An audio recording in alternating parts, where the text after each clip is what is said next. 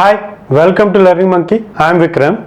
In this class, we will try to understand DMA transfer. This is the diagram where all the components has already are connected. So in our previous videos, we have seen the components separately, the computers, the CPU separately, this diagram we have seen separately, and this DMA controller we have seen separately. And apart from that, we are having a random access memory, as we all know about this, and these are the peripheral devices. So all these components are connected to the common bus lines.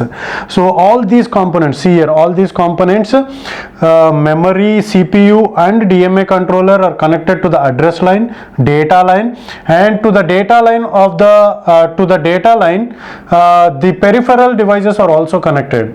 Try to understand this. So we will try to understand how this entire controller will work, that we will try to understand. And the CPU is also connected to the data lines, and the address lines are connected to the CPU and also to the DMA controller. These are the control lines, read and write operations, and these are connected to the memory, CPU and the DMA controller. So this is how the system is connected, how the computer system is connected with the DMA controller, where the memory is directly, the IO devices are directly connected to the memory unit by using with the use of DMA controller. So under the control of DMA controller, the peripheral devices are directly connected to the memory. So without the use of CPU, without being mediated by the CPU, the IO devices are directly connected to the memory. Whatever the data they want to send or they want to receive from the memory, which is done directly within this system. So now first what happens is we are having an interrupt line.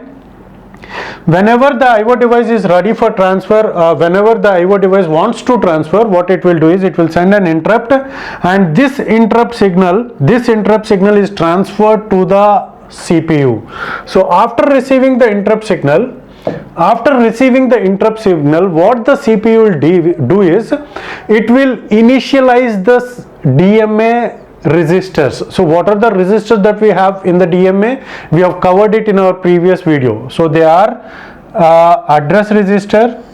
So this is address resistor, and apart from that we are having what it is, count resistor, word count resistor,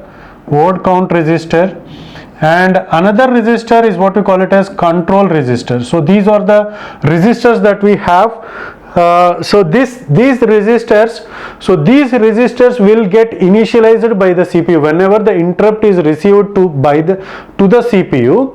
So the CPU, based upon the interrupt that is being generated, the CPU will initialize these resistors. So the CPU, irrespective of the DMA controller, these resistors can be accessed by the CPU. So that is done by using this address select. So this line, this is done by using the data lines. So using the data lines, these resistors can be accessed, and before that it will select. Deselect means DMA select and resistor select. In this DMA select, DMA is going to have its own number, and based upon that number we are going to select the DMA. So we have seen in our previous video this pin number we have seen, it is DMA select and this is resistor select, and we are going to transfer which resistor has to be selected. So now the CPU will initialize which part of the memory has to be accessed. For example, the IO device wants to perform a read operation from the memory, and it wants to access from, for example, if you take this is a 200 address, and from here it wants to access 5 words. So 201, 202, 203 and 204. So from 200 it wants to access 5 words. So that is initialized by the CPU based upon the request that is being sent by the IO device. So which part of the memory has to be accessed, that is decided by the CPU, and those initializations are done by the CPU through the data line, and it is going to select the device and it is going to register, and it is going to fill this address register with 200. So which is the first address from where the data needs to be read by the peripheral device, and the word count is 5. So it has to count, it has to access 5 words. Okay, so now the control register is read operation. The operation is read operation. So now after initializing the values by the CPU, initializing these register values by the CPU, next the DMA request will be forwarded by the peripheral device. Whenever the DMA request is forwarded by the device into the DMA, so after the machine getting ready, after the device getting ready, so it is whenever the device is ready for the transfer of data, it may be read or it may be write, so that request will be forwarded to the DMA. With that request, the BR will get activated, bus request will get activated. It means that my device is ready for transfer, please give me the bus. Okay, so that bus request will be transferred to the CPU. After receiving the bus request, immediately the bus, this is bus request and bus granted. So the bus granted will get activated. After receiving the bus granted, so it means that the bus is all yours. The bus is now under the control of DMA controller. So now the DMA controller will send an acknowledgement. So it means that now you can access the bus.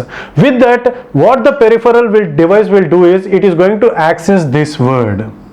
After accessing every word, so once it is accessing, so it will get accessed and it will get transferred onto the IO device. After accessing every word, what the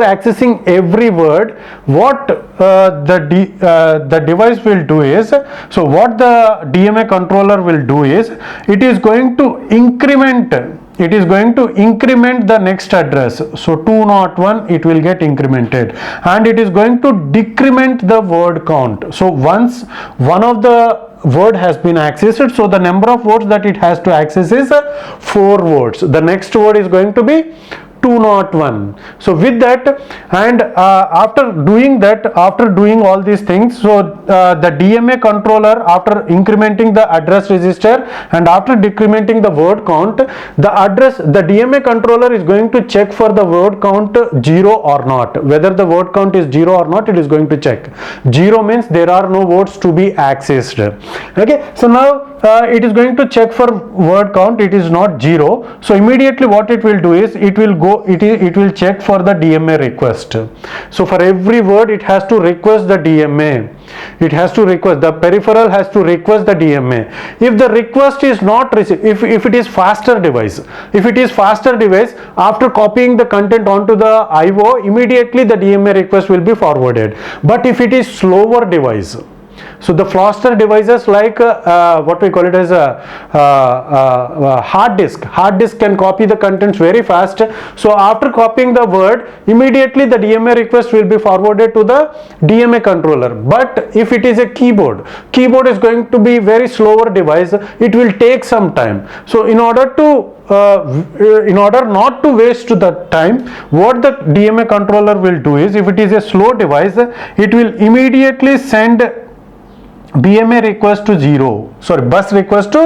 0, and immediately after receiving that, immediately the bus grant will be made to 0, which means that further the device cannot access until it receives the DMA request.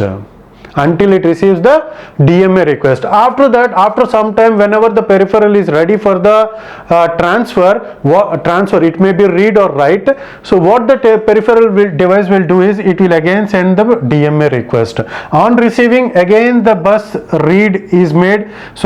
request is made one, and after receiving it, again the bus grant is made one, and after receiving it, again the same procedure continues. And after accessing the 201's word, by the IO device, immediately the DMA controller is going to increment the word and it is going to decrement the word count. Now the word count will become 3. Okay, so this is how the DMA transfers are done, and this is how the direct memory access can save the time. See here, whenever the device is not ready for the transfer, so it is working something on and it is not ready for the transfer, immediately these 2 bits are going to control the CPU. Immediately the CPU will continue its execution. So which one is more faster? So this control unit is very faster. Okay, when compared with interrupt initiated IO and when compared with programmed IO. When compared with programmed IO, interrupt initiated IO is a better device, but when compared with the interrupt initiated IO, so the direct memory access is very efficient. Okay, so this is how the CPU time will be saved by the direct DMA controller. So this is all about the way in which the DMA transfer, the direct memory access transfers are going to happen. Hope you got the clarity on this concept. Thanks for watching. If you haven't subscribed to our channel, please subscribe to our channel and press bell icon for the latest updates. And if you have any doubts regarding this concept, please post your doubt in the comment section below. And if you feel that this video is helpful to you, please give us a like symbol and please share this video with your friends so that they will also get benefited. Thanks for watching.